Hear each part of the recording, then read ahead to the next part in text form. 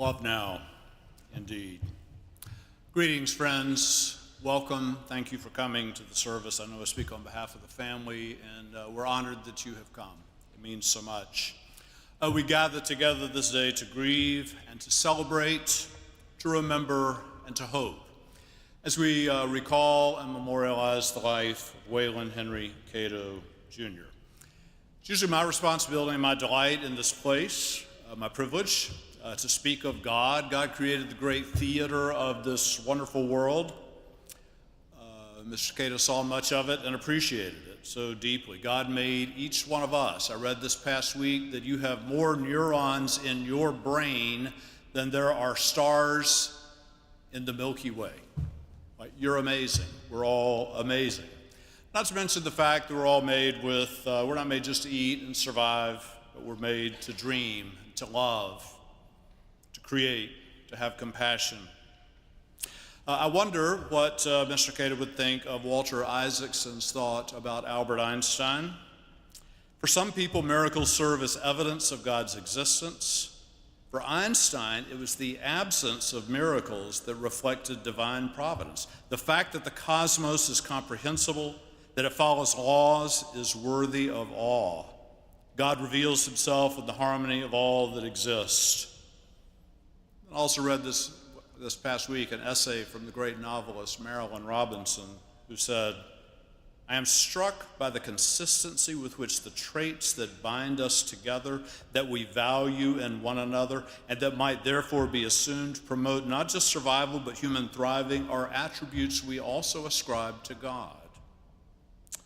I read in a book about Mr. Cato's life that Dr. Jim Edwards from my home state of South Carolina wrote this about Wayland Henry Cato Jr. He was a man of character and substance, inspiration, talent, and ability. But he possesses a humility, yet he is confident, his grace under pressure, kind-hearted, compassionate, understanding, persistent, and disciplined. I mean, if there's a God, God must be like that. And of course, in this place, we do affirm that what we mark this day is not the end. It's not the end. We believe it is not the end. Friends, let us bow our heads and pray. Oh God, we praise you for the great company of those who have finished their course and now rest from their labor. We praise you for those dear to us, especially Wayland Henry Cato Jr. To all of these and their memory and those left behind, grant your peace. Let perpetual light shine upon them and upon us. May their memory and legacy linger long and majestically. And so we pray in gratitude and in hope. Amen. A poem, friends, crossing the bar, sunset and evening star, and one clear call for me. And may there be no moaning of the bar when I put out to sea, but such a tide as moving seems asleep, too full for sound and foam, when that which drew from out the boundless deep turns again home. Twilight and evening bell, and after that the dark. And may there be no sadness of farewell when I embark. For though from out our bourne of time and place the flood may bear me far, I hope to see my pilot face to face when I have crossed the bar.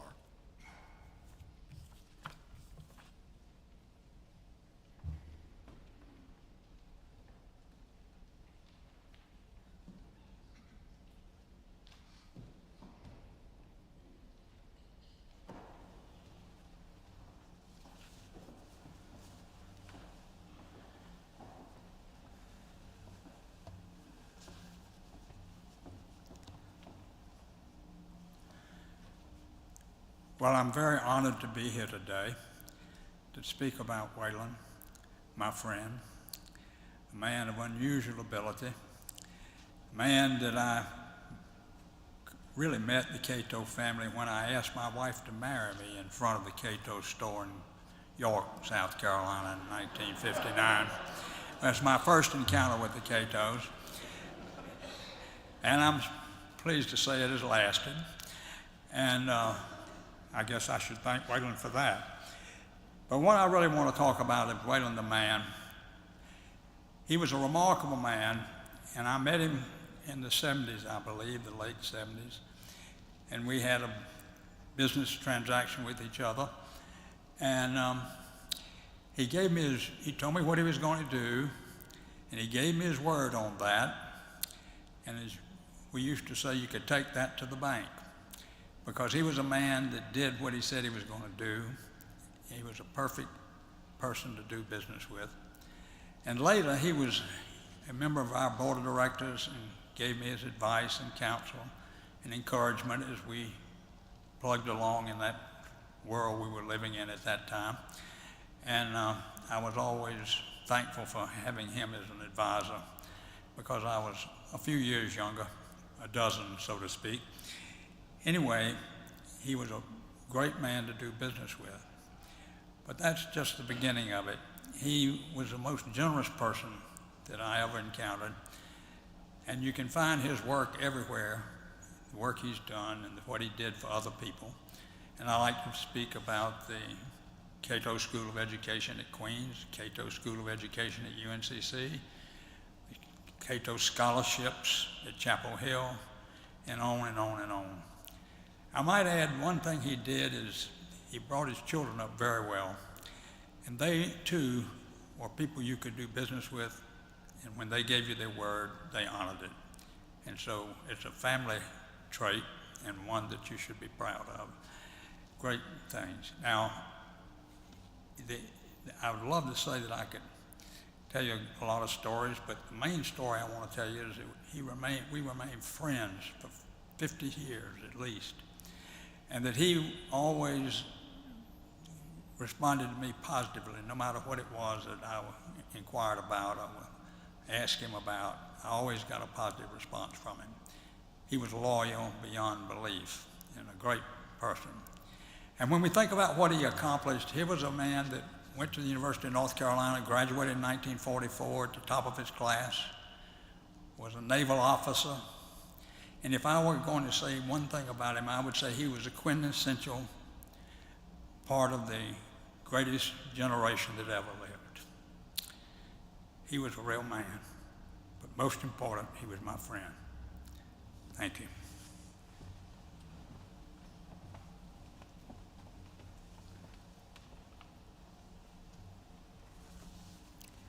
Today we're here to remember and celebrate the incredible life of Wayland Cato Jr., a man who embodied the perfect blend of humility, strength, and all-round goodness. My name is Pat Rogers, and I stand before you truly honored and humbled to share in this tribute. I've had the privilege of knowing Wayland and had some interactions with him on several occasions. One I'll never forget is the 2005 Charlotte Outstanding Philanthropist Awards ceremony where he was honored. Wayland walked up to the stage and simply said 2 words, "Thank you," and walked back to his seat. My late husband, BD, leaned over to me and said, "That was the best acceptance speech I've ever heard." And I couldn't agree more. To Wayland, being the best wasn't about grand gestures or flashy awards. It was about being the best father, husband, grandfather, citizen, simply being the best person you could be. They say integrity is something you can't see until it isn't there. With Wayland Cato, there was never any doubt. Whether he was chatting about family, business, politics, or the world, every word radiated with wisdom, insight, and experience. I had the privilege of sharing dinners with Wayland on occasion, and I always wished that they would go on forever. Wayland's life was a testament to the power of service. He strongly believed in the transformative impact of education and passionately supported causes that touched his heart. The Wayland Henry Cato Jr. Foundation will live on for the lives that he changed across North Carolina, South Carolina, Wyoming, and beyond. His influence stretched far beyond awards and scholarships. Wayland was deeply woven into the fabric of our community, touching lives in meaningful ways, from proudly serving our country in the U.S. Navy as the captain of a minesweeper, sharing wisdom in adult Sunday school, and lending his expertise to various boards and advisory councils. He exuded generosity and compassion. His valuable insights and guidance not only left a lasting mark in our community, but also reflected his genuine commitment to enriching the lives of those around him. So here's to Wayland Cato Jr., a man who made the world a brighter place in his own quiet, powerful way. His legacy will live on through his wife Marion, his children, grandchildren, and all the lives he's touched. Let's carry forward his lessons of compassion, generosity, and the simple yet profound art of being the best. Thank you, Wayland, for being an inspiration to us all.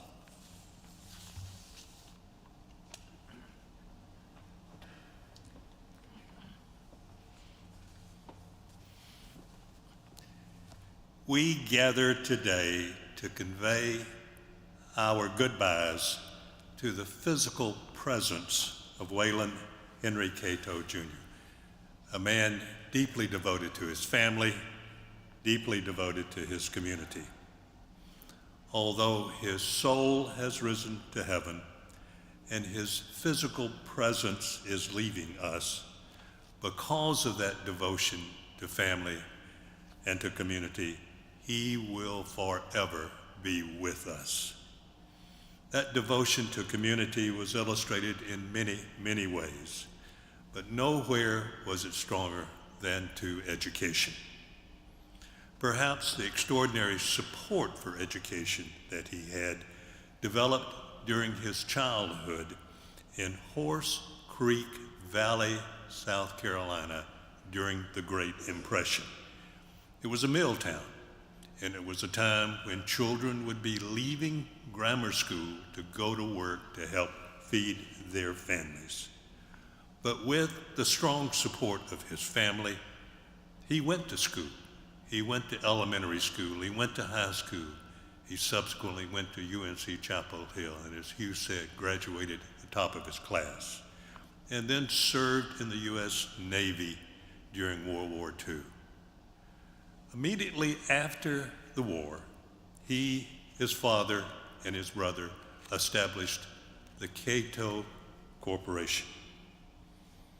And the Cato Corporation expanded greatly over the following years. And that success permitted Wayland to begin his extraordinary life of support and for education and other worthy causes. For the remainder of my few minutes, I'll focus on education, though let me say again that his impact was through contributions in many ways to many worthy organizations. The success of the corporation, even early, led to the very first scholarship endowment being established in 1974, nearly 50 years ago at CPCC. And it reflected his belief, and I quote, "Education is a practical way of helping people help themselves. Education is one of the first steps a person can take." But that scholarship was only the first. Over the following years, he devoted his management skills to serving on boards of educational institutions and his financial ability through the establishment of endowed scholarships and subsequently the foundation. The scope and depth of these contributions was amazing, and let me very briefly summarize on just a few.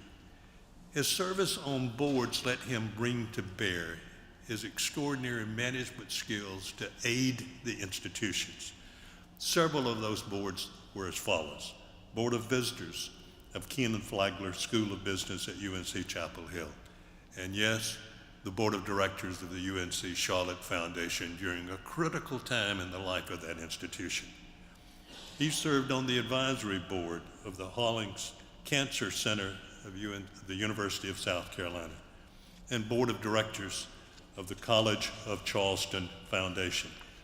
And he spent 28 years on the entrepreneurial leadership circle at the McCall School of Business at Queens.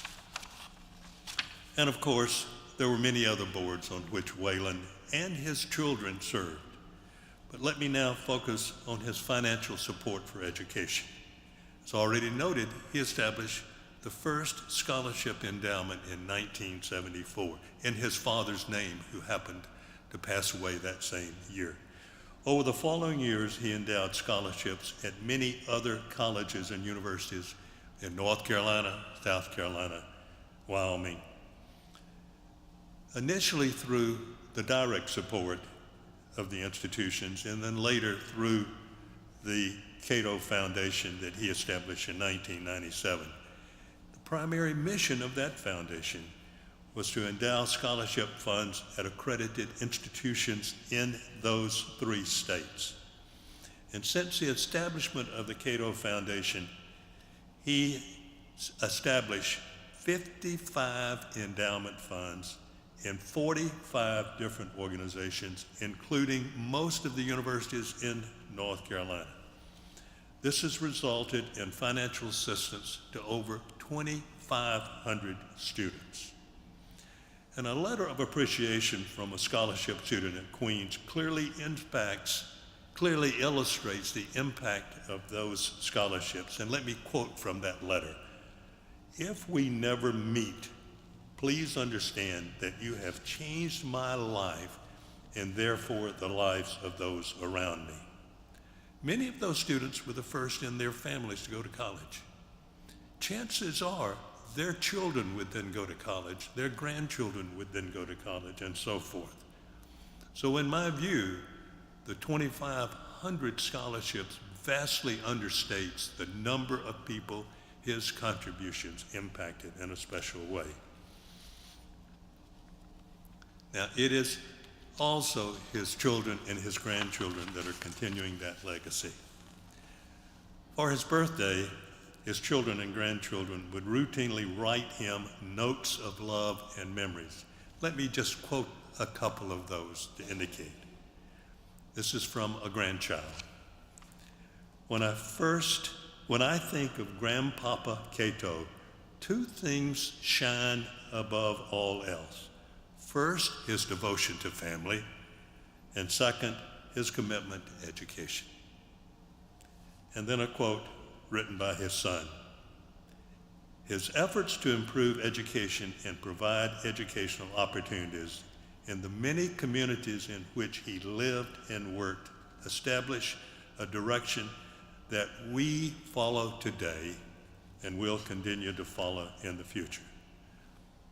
So Wayland, my friend, we say goodbye today to your physical presence, but you will always be with us. Thank you.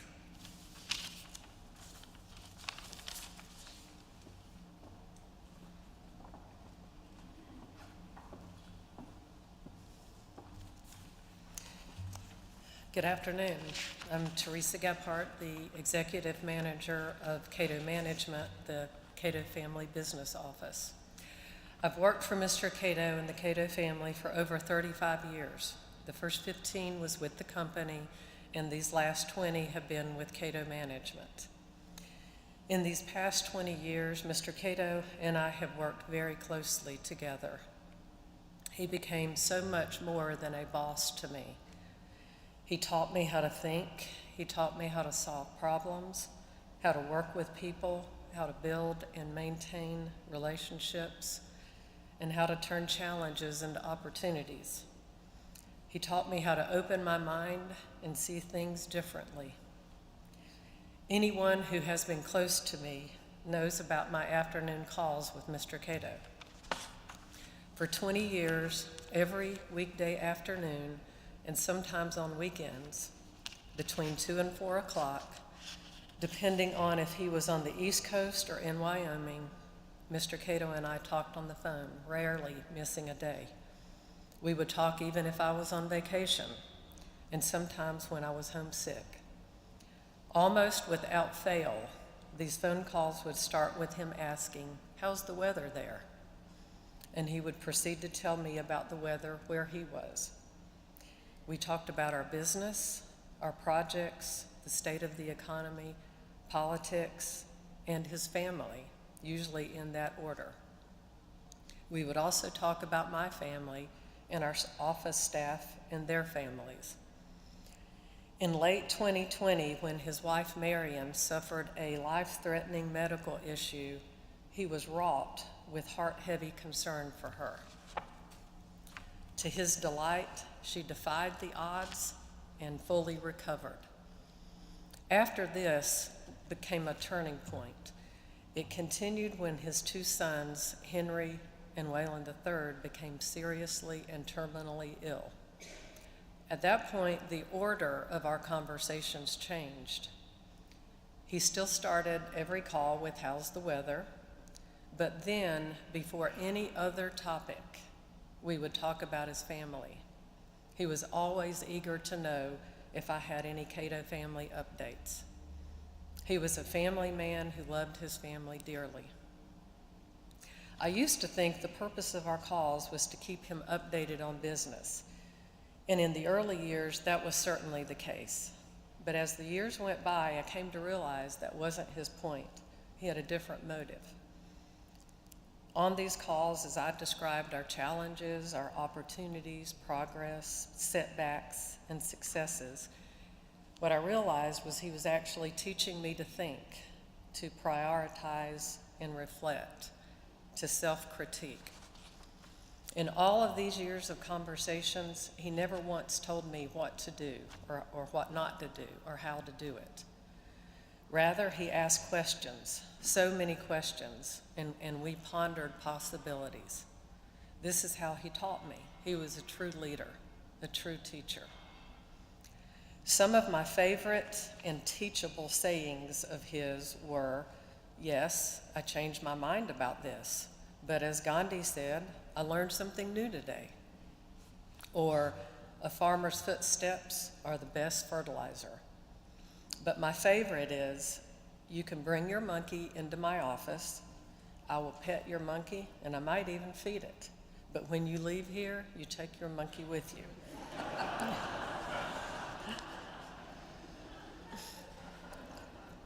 When we started the family office 20 years ago, my own children were 9 and 12. They're now 29 and 32, one married and one engaged.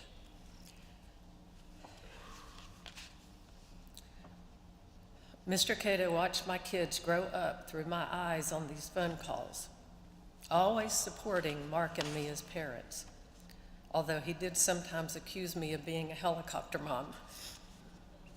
He was interested in their grades, their sports, and later their career choices, their significant others. But most of all, he was interested in their character. Are they good people? Are they financially prudent? Are they responsible? And I know it pleased him when I answered in the affirmative. His discipline was beyond compare. Every day for as long as I've known him, he swam in his pool at the end of the day before his supper time. Up until just a few weeks before his death, he was able to swim underwater from end to end several times without coming up for air. The last time he swam was the day before he entered the hospital in Wyoming in early October. He was an amazing businessman, always thinking strategy. Case in point, just 3 days before he passed away, we talked about the mayor's race in Charleston, and he contemplated on who we should support if there was a runoff. He was a lifelong learner and an intellectual who up until his last few months, when his eyes started failing, he would have a stack of books on his side table, always reading 3 or 4 books at a time, while also reading the Wall Street Journal and the Charleston Post and Courier daily and the New York Times on Sundays. When I was at the ranch this past August for a board meeting, he was reading a book on artificial intelligence written by Henry Kissinger. Mind you, he was 100 years and 5 months old at that point. Probably not many 100-year-olds can be described as a long-term thinker, but he saw the future through the eyes of his family, through Marion, his kids, his grandchildren, and ultimately his charitable foundation. Even at 100, he had a long-term investment horizon. I spent the last 5 days of his life with him and Marion at their home in Charleston. We had many good conversations about our business and our projects that week. We talked about the weather, about Marion, and about his family. He spoke proudly about each of his children and grandchildren and how those who had been able to come to visit him that week had made him so happy. Each and every one of Mr. Cato's children carry different pieces of him. And I've seen him see this through the years and talk of this. Clarice, the accomplished author, publishing several books of her own poetry, as well as the 3-volume set on Mr. Cato's life and legacy. She is an intellectual and an avid reader, just like her father was. He spent many enjoyable hours discussing history, philosophy, and other deep topics with her. Wayland III, who sadly passed away only 3.5 days before his father. Wayland was a world-renowned glass artist whose works Mr. Cato proudly displayed in all of his homes. Mr. Cato described him as a creative genius.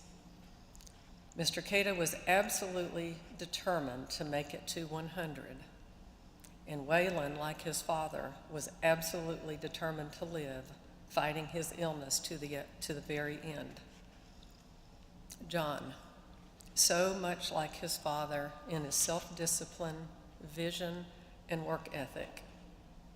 John took the reins of the Cato Corporation when his father retired in early 2000s, and he has successfully operated it since then, making his father very proud. Catherine, beautiful Catherine, an accomplished artist herself, many of her paintings adorn Mr. Cato's homes. Cat is the world traveler, lover of life, fearless and fun. Mr. Cato loved living vicariously through her experiences and stories. Tom, thoughtful, kind, caring, and responsible, just like his father, the consummate family man, a wonderful husband, father, and son. Tom and his son Joseph were there with Mr. Cato the last night, with Mr. Cato and Marion the last night in his final hours. Henry, like his father, could capture the room with his charm and handsome looks. Henry carried his love of horses and the land to Aiken, South Carolina, where he owned and operated a polo farm until his death 15 months ago. Joe, his father would tell me about Joe's superior athletic abilities as a young man and how he could play any sport he set his mind to and play it well. His father was so proud of Joe when years ago he fought hard and succeeded to reunite his own family. And last but not least, his beloved Marion. She filled his life with happiness and love for the past 25 years. They traveled the world together, enjoyed time on their 82-foot Swan sailboat, and together fulfilled his lifelong dream of owning and operating a cattle ranch in Sheridan, Wyoming, all of which gave him so much joy, mainly because Marion was faithfully there by his side. Mr. Cato was my sage, my mentor, and a father figure to me. He pushed me and he pulled me. He taught me to be a better person, and he taught me to lead. There will be a huge void in my life without him on this earth. And I know every afternoon when my phone doesn't ring, my heart will be hurting. But also my heart will be full and grateful. Grateful in that I was so fortunate to work for him, to know him, and to be part of his amazing life. I will miss him deeply. Thank you.